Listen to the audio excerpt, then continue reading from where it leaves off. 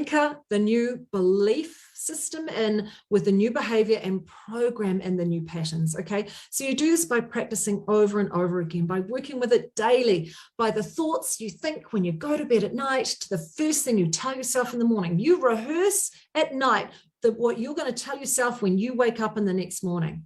As soon as you wake up, you go, I'm going to have a fantastic day. I'm so on task. I am just rocking this.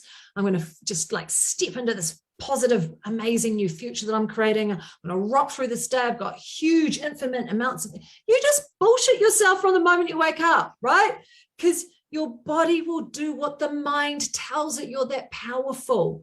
You wake up and tell yourself you're going to rock the day, you are going to rock the day, okay? So you really need to be really prepared with your mantras and those new core beliefs and how you're going to come out. And the last thing I'm going to leave you with is self-love. Self-love comes from having a healthy self-image. So when people say to me, why do I sabotage myself?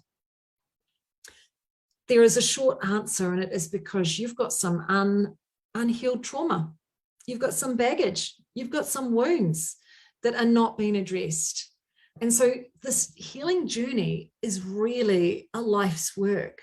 It really is. That's why I said there's no dark pill, there's no weight loss solution.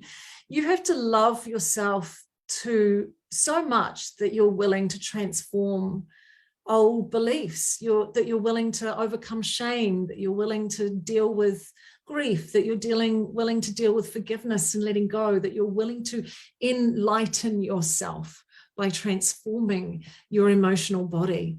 And that is what's going to stop you from self-sabotaging, when you know deep in the core of your being that you're worth it, that you are enough, that you deserve this.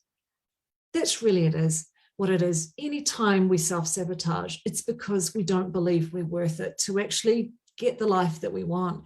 And so the journey is really not, it's not the destination. The journey is really believing that you're worth it and transforming the trauma of whoever told you, or whatever world circumstances eventuated in your life that told you didn't deserve to be fabulous, that you didn't deserve super health. That's what you need to be willing to work on. And there you go.